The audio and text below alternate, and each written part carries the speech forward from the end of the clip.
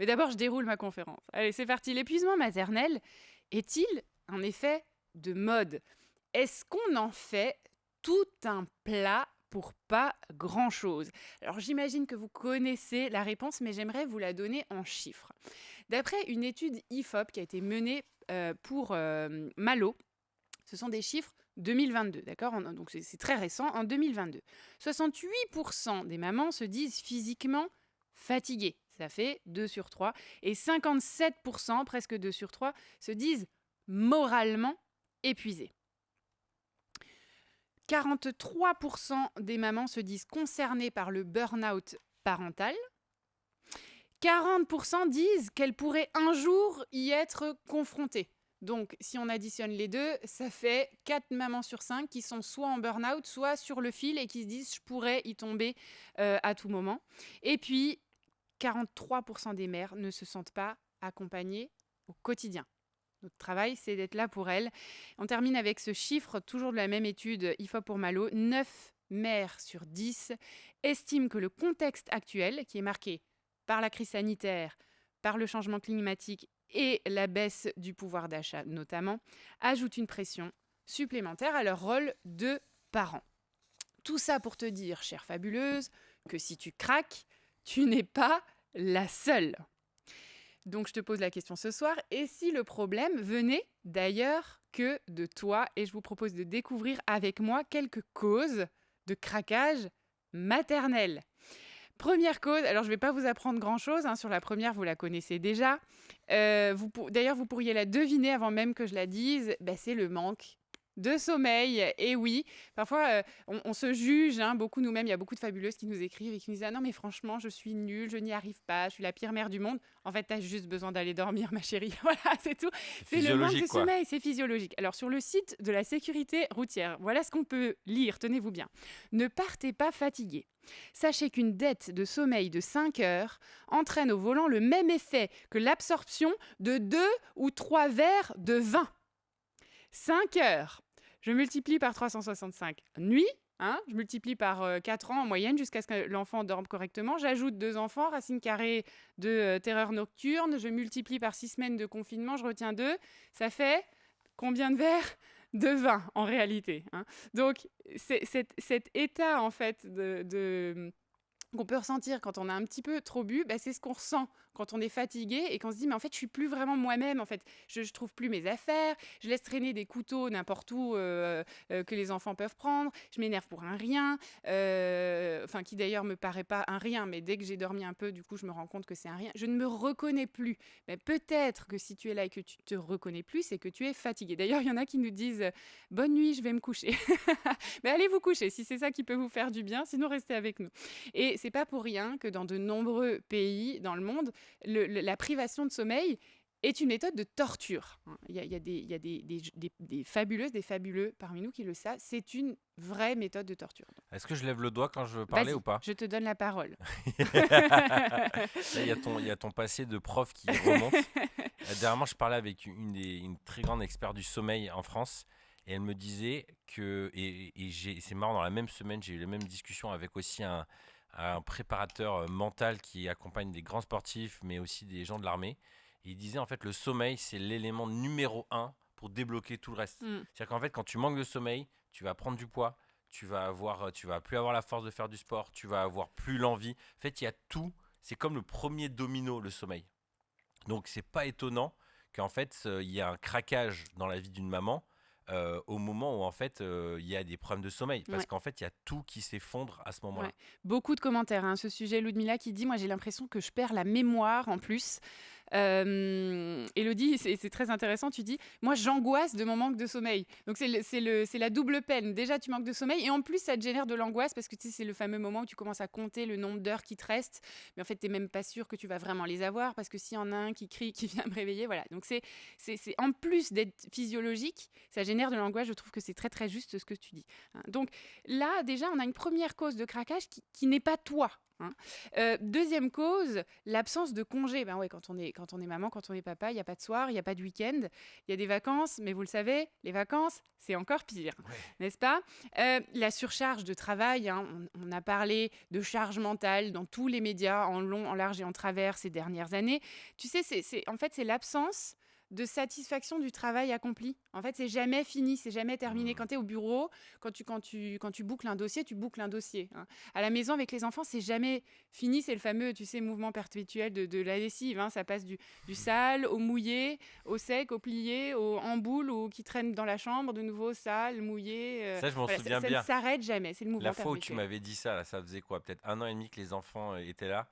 Et tu me disais, j'en peux plus. J'ai l'impression que ça s'arrête jamais. Et tu m'avais sorti Ouais, justement ça. C'est comme une boucle ouais. sans fin. Infini. Et j'ai pas l'impression C'est le d'avancer. rocher de Sisyphe, tu sais, qui tombe en bas de la montagne et hop, il Il faut faut le faire le remonter remonter. pour qu'il retombe. C'est sans Voilà. fin en fait. Ouais.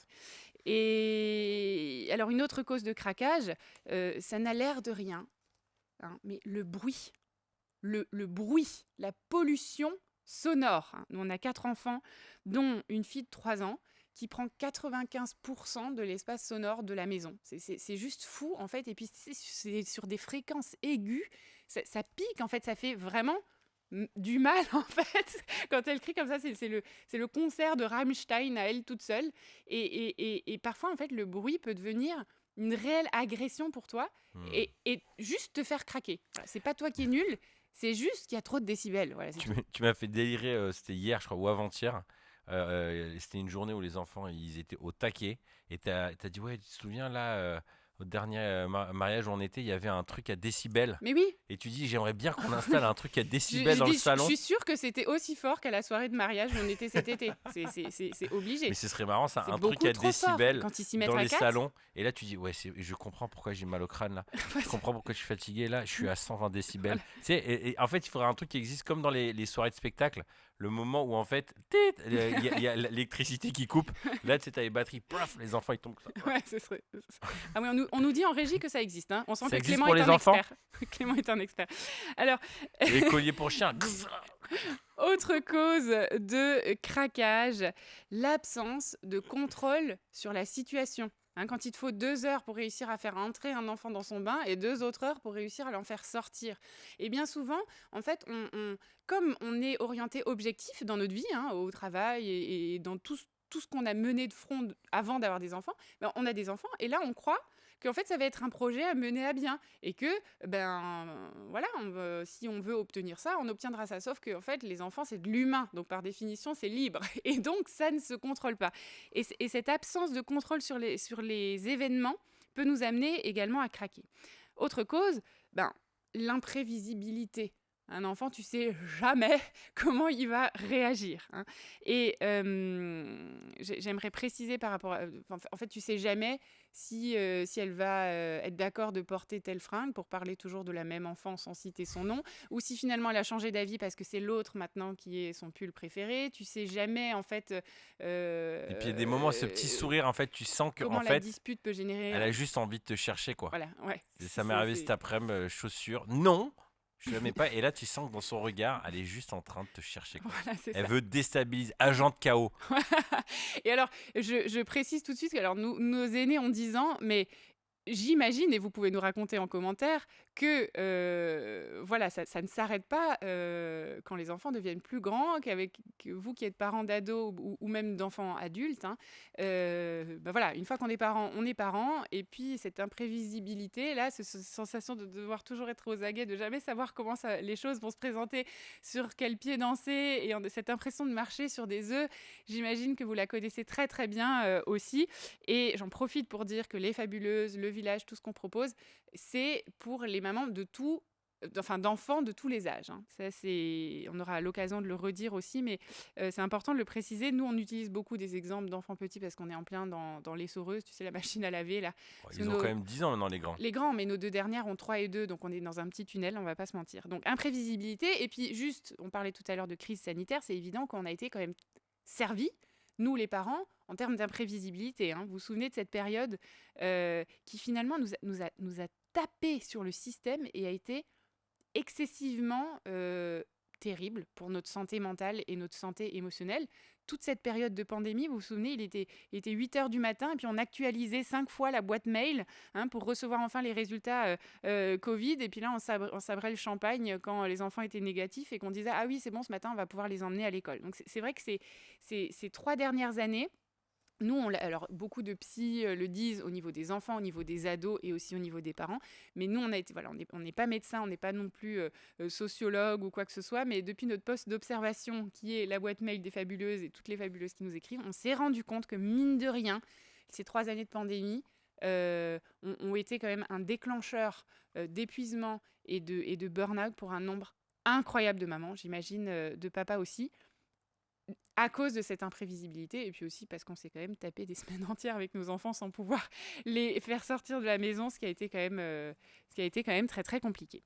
Autre cause de craquage, l'absence de récompense ou de reconnaissance pour le travail accompli. Normalement, d'une manière ou d'une autre, quand on est au boulot, on a une reconnaissance, si ce n'est que le salaire qui tombe à la fin du mois.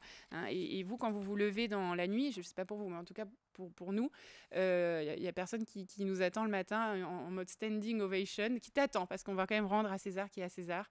C'est toi qui te lèves beaucoup la nuit. Moi, j'ai géré les allaitements des 4, je me suis débrouillée, mais après, depuis, c'est quand même beaucoup mon fabuleux, très très fabuleux qui a pris le relais. Donc toi, t'as pas de standing ovation le matin en mode « Ouais, merci, bravo, t'es trop fort de t'être levé 6 fois ». Et cette absence de reconnaissance, elle peut aussi être une raison importante de craquage.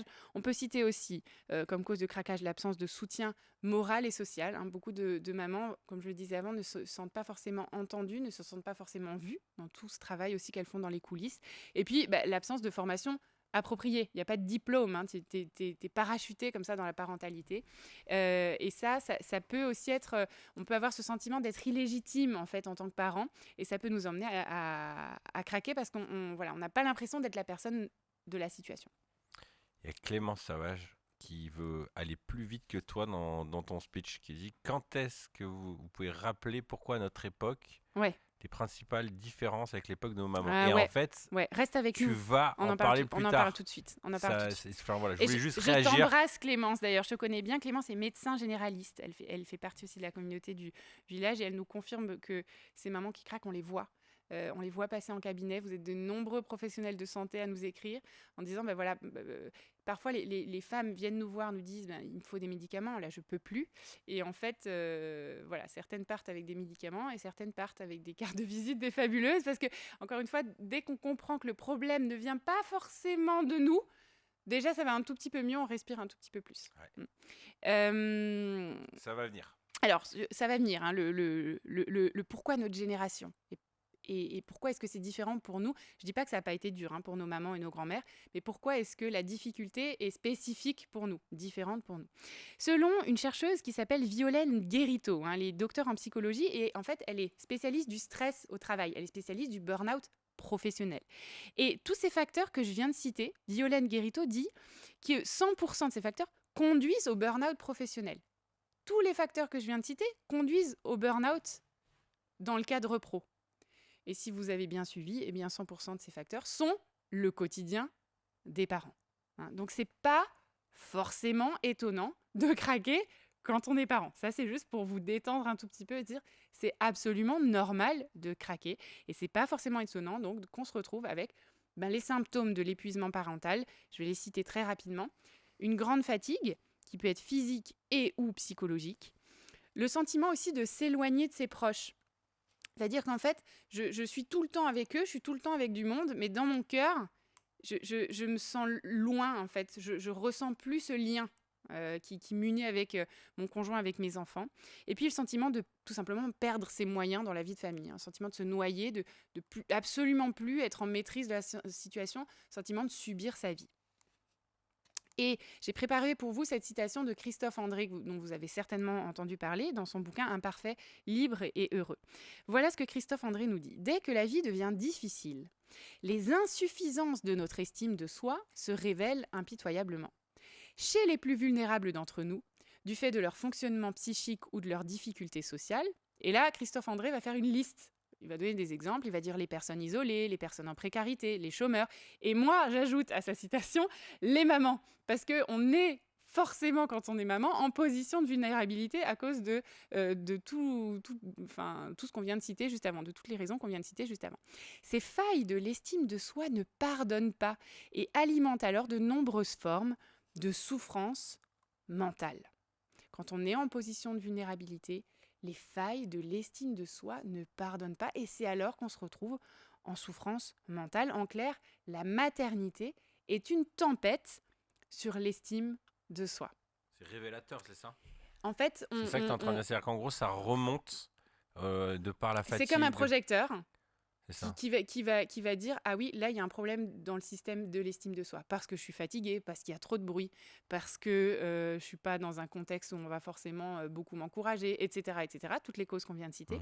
Et bien tout à coup, je suis en position de vulnérabilité. Et donc, la faille d'estime de moi que j'avais à l'intérieur, mais comme j'étais en contrôle de la situation avant dans ma vie, avant d'avoir des enfants, ça ne se voyait pas trop. Non. C'est exactement mon histoire. C'est-à-dire qu'en fait, avant, je gérais, je cochais toutes les cases, j'étais la bonne élève, les études, ça avait marché, le travail, je gérais bien socialement, je m'en sortais à peu près, j'avais quelques amis, j'étais, voilà, on s'était mariés, on avait une maison, on avait un travail qu'on aimait, etc.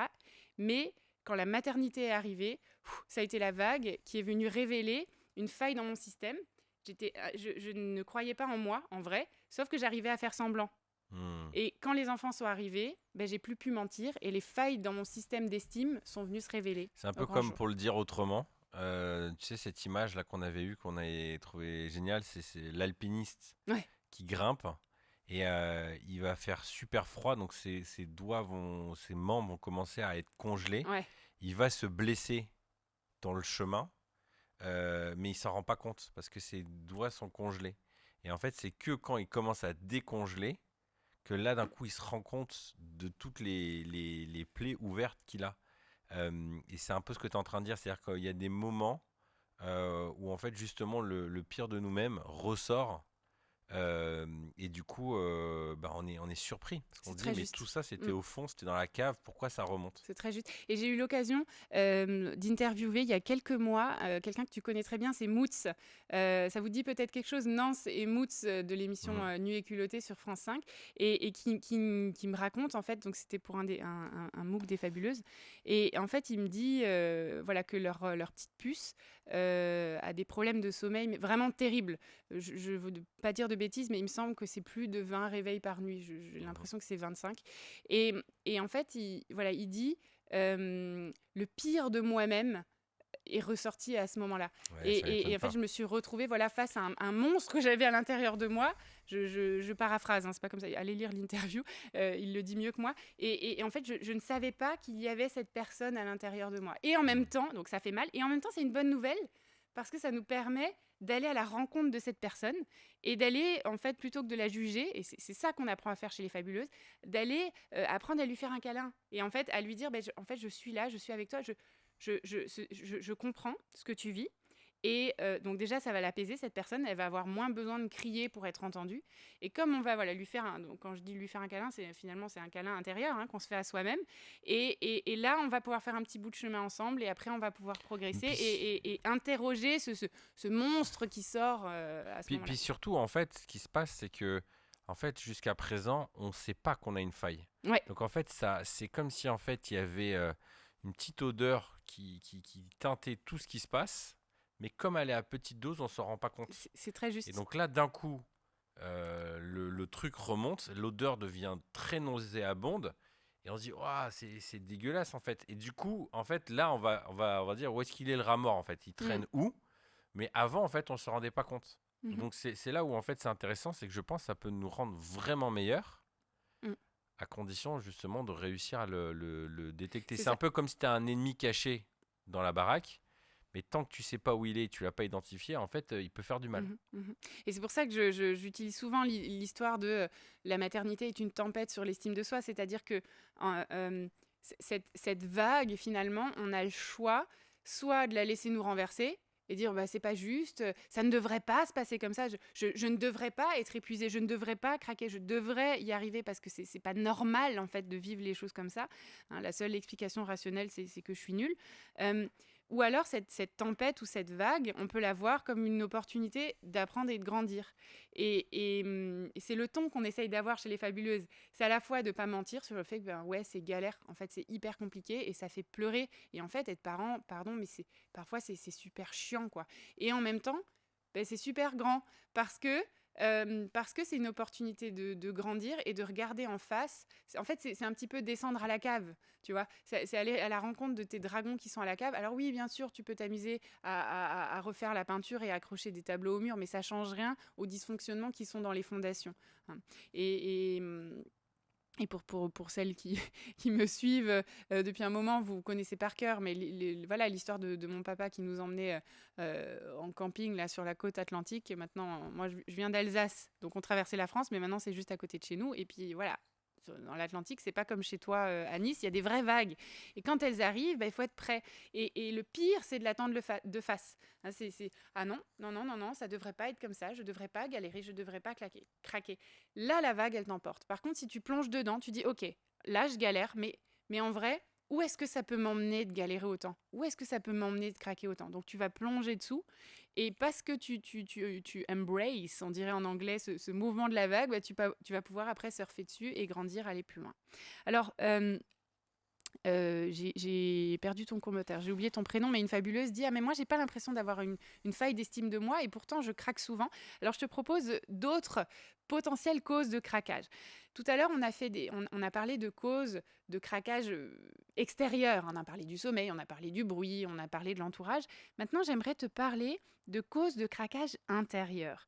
Ce sont des croyances, en fait, que nous avons dans notre tête. Ce sont des croyances que nous avons intériorisées parce qu'on a grandi dans une culture où c'est comme ça.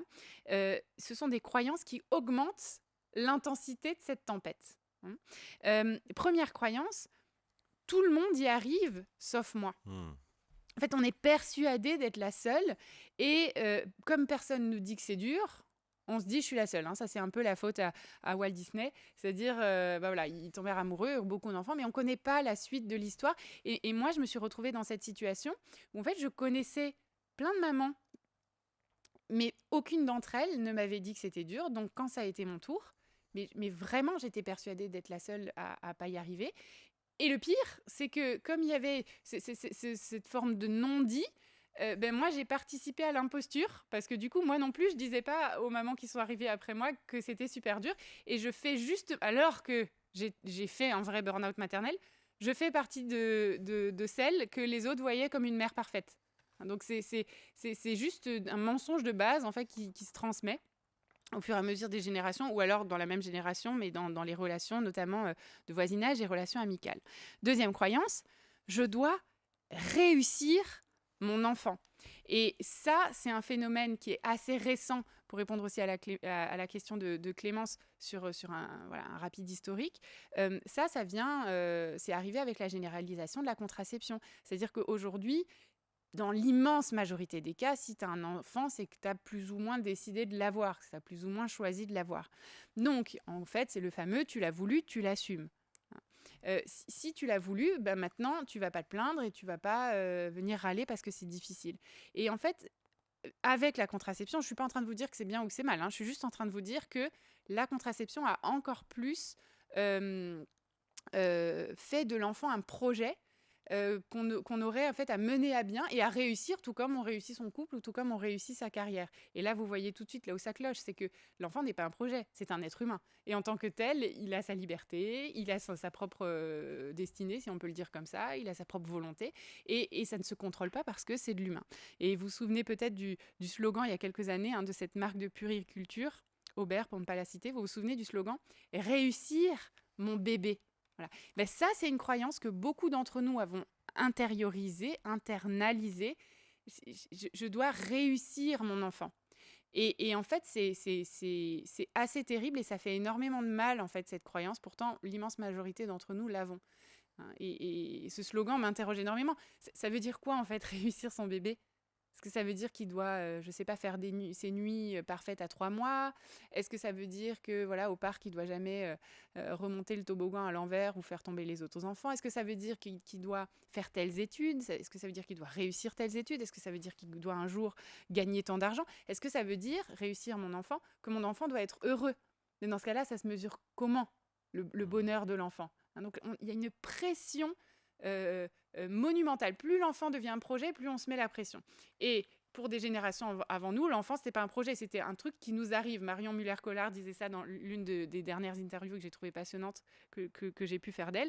Elle dit, en fait, la parentalité, devenir parent, ça arrive, en fait, ça nous arrive. Et comme nous, aujourd'hui, on est dans une société où on contrôle, notamment grâce à la contraception ou à cause, ou via la contraception en tout cas, et ben en fait, ça ne nous arrive plus. En fait, nous le décidons. Et comme nous le décidons, ben, quand ça se passe mal, il y a un truc qui se passe à l'intérieur de nous où ça bug et on dit non, non, non, là, je devais réussir, qu'est-ce qui ne va pas? Je pense qu'il y a aussi une dimension, c'est que on est tellement informé, tellement de livres sur c'est quoi être un bon parent, bien éduqué, qu'en fait, avant, les gens étaient dans l'ignorance. En Oui, fait. Du coup, oui, tu réussis ou tu réussis pas. De toute façon, c'est le rôle de l'école de faire d'eux des gens intelligents. Le job, c'était payer les factures, ouais. faire en sorte qu'ils mangent, qu'ils s'habillent, Et s'ils et restent qu'ils en vie, c'est déjà pas mal, voilà, et hein? qu'ils aillent à l'école Ben ouais, et réussir à leur payer une école. ouais, Et ouais, du ouais, coup, leur avenir irait. Aujourd'hui, ça va bien plus loin. ouais. Et du coup, le niveau de pression, quand tu sais pas, en fait, voilà, tu te mets pas la pression parce que tu le sais pas. C'est comme pour l'alimentation. En fait, maintenant qu'avec tout ce qu'on apprend sur le sucre, la viande, les ci, les ça, en fait, en gros, du coup, chaque Mhm. repas devient un moment d'angoisse de dire mais qu'est-ce qu'il faut que je Mhm. mange, c'est bien, c'est pas bien, puis la planète et tout. Donc ça nous fait angoisser. Avant, ils savaient pas. Tout à fait. J'essaie de retrouver un commentaire que j'ai trouvé hyper intéressant. C'est Laura qui dit: Nous avons eu notre fils par insémination artificielle. J'ai l'impression d'être encore plus attachée à lui qu'à ma grande que j'ai eue naturellement. Et bien, clairement, toutes les questions de PMA, etc., ben, ça augmente encore plus cette tentation, en fait, ou ce mensonge, en fait. C'est plutôt un mensonge de croire que l'enfant est un projet. Alors bien sûr, là, pour le coup, ça a été un projet. Donc c'est encore plus difficile d'être dans une sorte, en fait, d'accueil de la vie Mhm. pour nos générations. Hein. Comme la science et la médecine font des choses incroyables, et on est très content pour ça, encore une fois. Mais voilà, il y a moins le côté accueillir la vie et accueillir les choses telles qu'elles sont. Et en fait, quelles que soient les philosophies, les religions, les sagesses antiques de tous les pays du monde, de toute l'histoire de l'humanité, accueillir les choses telles qu'elles sont, c'est tout ce que les grands sages et les grands philosophes vont vous dire, qui est la base du bonheur, en fait, et de Mhm. l'épanouissement. C'est de ne pas résister, c'est d'accueillir la vie, et puis en fait d'être OK avec le fait que, bah oui, on est humain, qu'on maîtrise pas tout et qu'on contrôle pas tout. Et aujourd'hui, en tant que parent, bah, c'est hyper dur de cultiver cette mentalité-là, qui est une mentalité, si j'ose dire, ben, un peu plus humble en fait, un peu plus, ben non, je suis pas parfait et non, je peux pas tout faire très très bien. Et c'est pour ça d'ailleurs que chérie, je suis toujours aussi convaincue qu'on devrait ouvrir un compte épargne et mettre de l'argent de côté pour le jour où nos enfants devront aller voir des psys à cause de Ouais. toutes les âneries qu'on aura faites en tant que parents. Bah oui, on essaye de bien faire, mais la vérité, c'est que on est voué en tant que parents à ne pas faire un sans faute et à faire des erreurs. Et en fait, nos enfants seront voués à apprendre, eux aussi, qu'ils sont imparfaits. Et j'espère qu'ils transmettront à leurs propres enfants que l'imperfection, ça existe. Et qu'en fait, le craquage, il vient, en tout cas, il vient encore plus fort quand on n'est pas d'accord avec l'imperfection. On aura le temps encore de continuer d'en parler ce soir. Troisième croyance qui augmente l'intensité de la tempête, je peux tout être. Ou en tout cas, je peux tout être en même temps. Alors je vous l'ai dit, nous on a eu des jumeaux, et s'il y a des mamans ou des papas de jumeaux dans la salle, vous savez que la question qu'on nous pose quand on se balade dans la rue avec une poussette double, c'est: et alors, il y a des jumeaux dans la famille? Et me concernant, la réponse est oui, il y a des jumeaux. 2 fois oui, même, puisque, en fait, ma grand-mère a eu 2 fois des jumeaux. En fait, mon père est le 5e d'une famille, et ses 4 grands frères sont 2 fois des jumeaux. Et pour la petite histoire, ça je résiste pas à le redire ce soir, c'est que ces 2 paires de jumeaux sont arrivés dans la même année. 2 le 28 février et 2 le 31 décembre. C'était en 1954. Donc ma grand-mère a eu 4 garçons en même pas un an. Et j'aimerais tellement qu'elle soit encore là aujourd'hui. J'ai pas pu lui présenter nos jumeaux. Elle était déjà partie. Je sais exactement comment elle aurait réagi. Je pense qu'elle aurait été dingue en fait de joie. Mais enfin bref, en tout cas, c'était Madame Jumeau quoi. Elle a eu sa photo dans le journal. Elle a reçu des lettres de félicitations du monde entier parce que c'est quand même dingue d'avoir 2 fois des jumeaux dans la même année. Et ma grand-mère, c'est la femme forte. J'aurais bien aimé te la présenter d'ailleurs. Ma mama. Je viens d'Alsace et là-bas on appelle, enfin, on peut appeler les grands-mères les mamamas. Et, et c'était la femme qui gère, c'était vraiment la matriarche, quoi. Elle a eu donc 4 jumeaux, après mon père, encore une fille après. Et puis, c'était le sacrifice de soi, mais en version je suis forte. Et là, pour le coup, c'est la nana qui craque pas. Alors, justement, je me demande si elle craquait dans l'intimité de ses pensées, et c'est ce que j'aurais aimé lui demander aujourd'hui. Mais voilà, en tout cas, moi, en plus, j'ai grandi dans le même village, donc je passais ma vie chez elle. Et j'ai vraiment cette image de la femme forte. Et quand moi, je n'ai eu que une paire de jumeaux, ça a été, voilà, l'interrogation a été très puissante à l'intérieur de moi, mais pourquoi elle y arrivait et pas moi et voilà, j'ai peut-être hérité des trucs d'elle, mais certainement pas cette force intérieure et cette capacité à rester debout et à pas en fait être victime de sa vie. Et c'est là où je veux répondre aussi à ta question, Clémence, et faire un petit retour en arrière pour essayer de comprendre les enjeux. Je vais caricaturer parce que même si on est parti pour passer la soirée ensemble, donc je ne veux pas passer 4 heures là-dessus, mais en fait, il y a eu donc la génération de ma mama. C'est nos grands-mères. Et en clair, c'était les bonbonnes, quoi. C'était les boniches à la maison qui se posaient même pas la question de leur épanouissement. Et après, il y a eu la génération de nos mères.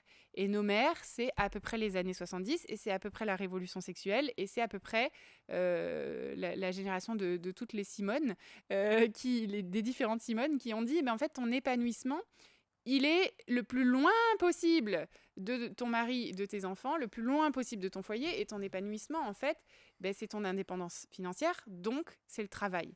Il n'y a pas d'épanouissement en dehors du travail et de l'argent, en clair.